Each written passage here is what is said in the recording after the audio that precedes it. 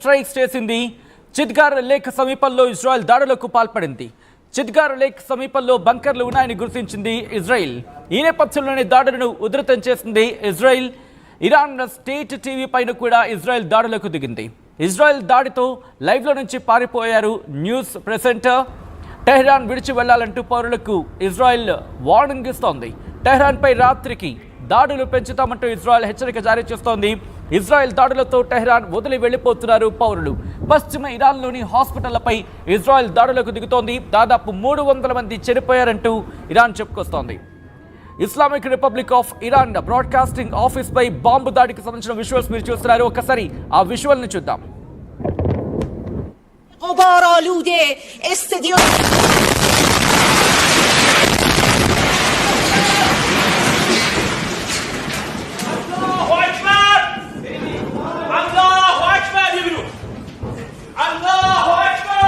فضای غبار آلوده استادیوم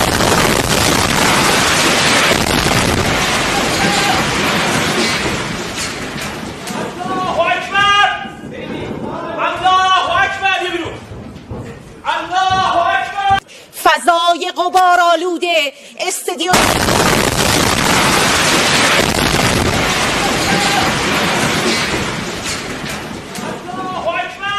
visuals మీరు చూస్తున్నారు. Iran media centre మీద ఏకంగా దాడికి పాల్పడింది ఇజ్రాయెల్. ఆ విజువల్స్ మీరు చూడొచ్చు. ఇరానియన్ స్టేట్ టీవీకి సంబంధించి ఇరానియన్ స్టేట్ టీవీ మీద ఇజ్రాయెల్ మిసైళ్లతో దాడికి పాల్పడింది. దీంతో పూర్తిగా స్టూడియో ధ్వంసం అయిపోయింది. కెమెరాలో ఆ విజువల్స్ రికార్డ్ అయ్యాయి. వెంటనే దాడి జరిగిన వెంటనే ఆ న్యూస్ రీడర్, ఆ న్యూస్ యాంకర్ అక్కడి నుంచి పారిపోయిన విజువల్స్ మీరు చూడొచ్చు. అక్కడి నుంచి లేచి వెళ్ళిపోయారు ఆమె. మరీ ముఖ్యంగా ప్రస్తుతం ఇరాన్కి సంబంధించి ఇరాన్ బిగ్గెస్ట్ దాడికి సిద్ధమవుతోందా? ఒక పక్క ఇరాన్ ఇజ్రాయెల్ మీద ప్రతీకార దాడులకు ఆ దాడులను తీవ్రతరం చేస్తూ ఉంటాయి. ఇంకో పక్క ఇజ్రాయెల్ కూడా ఇరాన్ మీద దాడులను తీవ్రతరం చేస్తోంది. రెండు వైపులా విజువల్స్ మీరు చూస్తున్నారు. ఈ కథనం మీరు కాస్త కలవరపరచొచ్చు. దీనికి సంబంధించి తగిన జాగ్రత్తలు తీసుకోవాలని ఆర్టీవీ సూచించడం జరుగుతోంది. This is the disturbing content, viewer description is advised. ఒకసారి ఎటువంటి ప్రమాద తీవ్రత ఉంది, మరి ముఖ్యంగా ఇజ్రాయెల్ ఇరాన్లు ఈ రెండు దేశాలకు సంబంధించి రెండు దేశాలు ఇప్పుడు కొట్టుకుంటున్నాయి. రెండు భీకర యుద్ధానికి దిగాయి. రెండు యుద్ధాన్ని తీవ్రతరం చేస్తున్నాయి. ఈ రెండు దేశాలు ఆ యుద్ధానికి సంబంధించి ఏ స్థాయికి తీసుకువెళ్ళిపోయాయో విజువల్స్ మీరు చూస్తున్నారు. రిపోర్టర్స్ దాడి చేస్తున్న క్రమంలోని ఇన్ఫ్యాక్ట్ రిపోర్టర్స్కి సంబంధించి క్షమించాలి, ఇక్కడ టేకింగ్ మై వర్డ్స్ బ్యాక్, ఆ రిపోర్టర్స్కి రిపోర్ట్ చేస్తున్న క్రమంలో వాళ్ళ వెనకాల జరుగుతున్న విజువల్స్ మీరు చూస్తే అర్థమైపోతుంది ఎటువంటి పరిస్థితులు ఉన్నాయనేది. బిల్డింగ్లు కుప్పకూలిపోతున్నాయి. ఇటు స్టూడియోల నుంచి యాంకర్లు అక్కడి నుంచి పారిపోవాల్సిన పరిస్థితి ఉంది. ఏకంగా ఇరాన్కి సంబంధించి ఇరాన్ మీడియా హౌసెస్కి సంబంధించి కావచ్చు, లేకపోతే మీడియా ప్లేస్ అంటూ ఉంటారు కదా, ఆ స్థానాలకు సంబంధించి అక్కడ మీడియా సెంటర్స్ మీద ఏకంగా ఇజ్రాయెల్ దాడికి దిగింది. ఈ నేపథ్యంలోని అక్కడ కొన్ని బ్రాడ్కాస్టింగ్ సంబంధించి నిలిచిపోయాయంటూ చర్చ జరుగుతోంది. కానీ ఆ కెమెరాలో రికార్డ్ అయ్యాయి. ఆ విజువల్స్ మీరు చూడొచ్చు.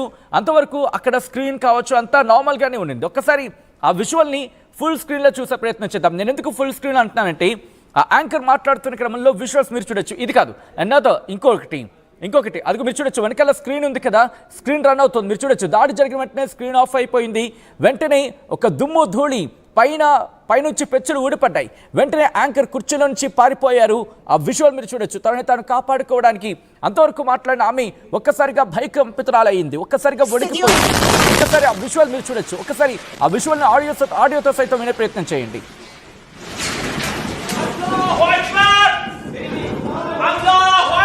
فضای غبار آلوده استادیوم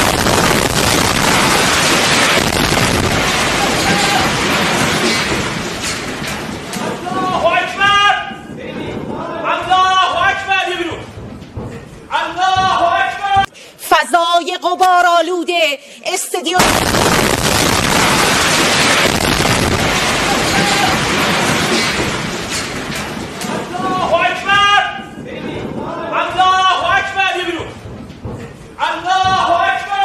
فضای غبار آلوده استادیوم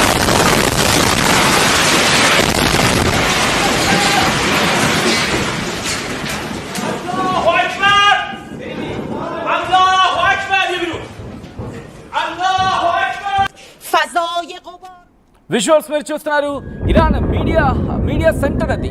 ఇరాన్ మీడియా సెంటర్ ఏకంగా సెంటర్ అంటే దాదాపు అక్కడ కొన్ని బ్రాడ్కాస్టింగ్ ఛానల్స్ ఉంటూ ఉంటాయి, ఆ నెట్వర్క్కి సంబంధించి ఉంటూ ఉంటాయి. ఆ సెంటర్ మీద ఏకంగా దాడి చేసింది. ఈ నేపథ్యంలోని ఇరాన్ స్టేట్ టీవీ, రిమెంబర్ అది ఇరాన్ స్టేట్ టీవీ, ఇరాన్కి సంబంధించి అధికారికంగా మాట్లాడుకున్న సందర్భాలు, అధికారిక ధృవీకరణకు సంబంధించి మాట్లాడుకున్న సందర్భాల్లో ఇరాన్ స్టేట్ టీవీ కామెంట్స్ని కావచ్చు, లేకపోతే ఆ ఇన్ఫర్మేషన్ కావచ్చు బేస్ చేసుకుని మాట్లాడుకునే సందర్భాలు ఉంటూ ఉంటాయి. ఈ క్రమంలోని అక్కడ యాంకర్ మాట్లాడుతుండగా ఇరాన్ మీడియా సెంటర్ మీద ఒక్కసారిగా దాడికి జరిగింది. ఇజ్రాయెల్ మిసైళ్లతో విరుచుకుపడింది. ఈ నేపథ్యంలో బిల్డింగ్ బద్దలేసుకుపోయింది. ఇరాన్ అక్కడ భయకంపితురాలయ్యింది. ఇరాన్ ఒక్కసారిగా వణికిపోయిందని చెప్పుకోవాలి ఇజ్రాయెల్ చేసిన దాడి నేపథ్యంలో. దీంతో పాటు ఇప్పుడు కీలకమైన డెవలప్మెంట్ చోటు చేసుకుంటున్నాయి. 300 మంది చనిపోయారంటూ, ఈ దాడుల్లో 300 మంది చనిపోయారంటూ చెప్తోంది. ఇంకో పక్క మీరు చూడొచ్చు ఆ విజువల్స్కి సంబంధించి ఇరాన్ మీద ఇజ్రాయెల్ మీద ఇరాన్ దాడుల క్రమంలో ఆ విజువల్స్ మీరు చూస్తున్నారు.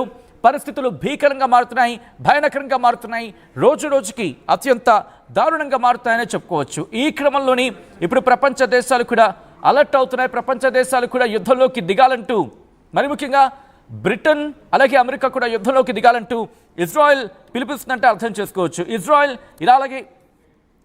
ఇరాన్ మధ్య ఆ దాడులు రోజు రోజుకి తీవ్రతరమవుతున్నాయి. లేటెస్ట్ అప్డేట్కి సంబంధించి మాట్లాడుకున్న క్రమంలో ఇప్పుడు ఇజ్రాయెల్కి సంబంధించి ఏమంటోంది, ఇరాన్ ఏమంటోంది, ఇవన్నీ మాట్లాడుకునే ప్రయత్నం చేద్దాం. ఇక్కడ కొద్దిసేపటి క్రితం ఇది ఎక్కడ జరిగిందంటే కనుక ఇజ్రాయెల్ ఇరాన్ స్టేట్ టీవీ ఐఆర్ఐబి అక్కడ బిల్డింగ్ మీద దాడి చేసింది. ఎప్పుడైతే దాడి చేసిందో వెంటనే అక్కడి నుంచి ఆ యాంకర్ వెళ్ళిపోయారు ఆ రిపోర్టింగ్ చేస్తున్న క్రమంలో. దాంతోపాటు ఇరాన్ న్యూస్ ఛానల్స్ సంబంధించి మళ్ళీ బ్రాడ్కాస్టింగ్ కంటిన్యూ చేస్తుందంటూ కూడా అక్కడ అంశానికి సంబంధించి మాట్లాడుకుంటున్న సందర్భం. ఈ క్రమంలోని ఇటు ప్రపంచ దేశాలన్నీ కూడా మరీ ముఖ్యంగా ఇటువంటి దాడులు సహేతుకం కాదు. ఎందుకంటే బ్రాడ్కాస్టింగ్ సంబంధించి మాట్లాడుకునే క్రమంలో వాటి మీద దాడులు చేయొద్దు. అంతర్జాతీయ సమాజం కూడా న్యూస్ ఛానల్స్ మీద కావచ్చు వాటి మీద దాడి చేయొద్దు, ఎందుకంటే ఇన్ఫర్మేషన్ వెళ్ళే సిచ్యువేషన్ ఉంటుంది కాబట్టి జర్నలిజం మీద దాడి చేయొద్దు అంటూ కూడా వ్యాఖ్యానిస్తుందంటే అర్థం చేసుకోవచ్చు. దాంతోపాటు ఇజ్రాయెల్ ఇప్పుడే దాడులకు దిగింది. ఆ దాడులను తీవ్రతరం చేస్తుంది. తాడోపేడో తేల్చుకుంటా ఉంటుంది ఇజ్రాయెల్. ఈ నేపథ్యంలో the residents of Tehran will pay the price and soon అంటూ కూడా మీరు చూడొచ్చు. The arrogant dictator from Tehran has become a cowardly murderer who fires targets shots at the civilians home front in Israel of deter the IDF from continuing the attack that is collapsing its capabilities అంటూ. అంటే Israel defence force అక్కడ పౌరుల మీద in fact Israel defence ఫోర్స్కి సంబంధించి మాట్లాడుకున్న సందర్భంలో టెహరాన్కి the arrogant dictator అంటే ఇండైరెక్ట్గా ఇక్కడ ఇరాన్కి సంబంధించి సుప్రీం లీడర్ ఆయతుల్లా అలీ ఖమేనీని ఇక్కడ ప్రస్తావించడం జరుగుతుంది. ఆయన గురించి మాట్లాడుతూ ఆయన కోవర్డ్గా కుతంత్రాలతో వాటికి సంబంధించి మాట్లాడుతున్న సందర్భం. ఈ నేపథ్యంలో జనాల ఇళ్ల మీద దాడికి పాల్పడుతున్నారు, జనాల మీద దాడికి పాల్పడుతున్నట్టు చెబుతూనే ఇజ్రాయెల్ మరి ముఖ్యంగా ఇజ్రాయెల్ డిఫెన్స్ ఫోర్స్ ఆ అటాక్లను తిప్పికొడుతోంది. అట్ ద సేమ్ టైం అంటూ ఇంకా మీరు చూడొచ్చు IDF from continuing the attack that is collapsing its capabilities. అలాగే ఇజ్రాయెల్ వాడిని తిప్పికొడుతోంది. The residents of Tehran will pay the price and soon. అంటే టెహరాన్ అంటే ఇరాన్లో ఉంటున్న ఇరాన్ పౌరులు, ఇరాన్ సమాజం తగిన మూల్యం చెల్లించుకోవాల్సి ఉంటుంది త్వరలోనే అంటూ కూడా ఇజ్రాయెల్కి సంబంధించిన కీలక వ్యక్తిగా మాట్లాడుకుంటుంటారు. ఈ వ్యక్తి చేసిన వ్యాఖ్యలు ప్రస్తుతం సంచలనంగా మారుతున్నాయి. ఇజ్రాయెల్కి సంబంధించి మరి ముఖ్యంగా ఇజ్రాయెల్ కార్డ్స్ అంటున్న మాటలు ఇప్పుడు సంచలనంగా మారుతున్నాయి. ఈ వ్యక్తి ఎవరో కాదు, ఇజ్రాయెల్కి సంబంధించి మరి ముఖ్యంగా బెంజమిన్ నెతన్యాహుకి సంబంధించి మాట్లాడుకుంటున్న సందర్భంలో చాలా కీలకమైన వ్యక్తి.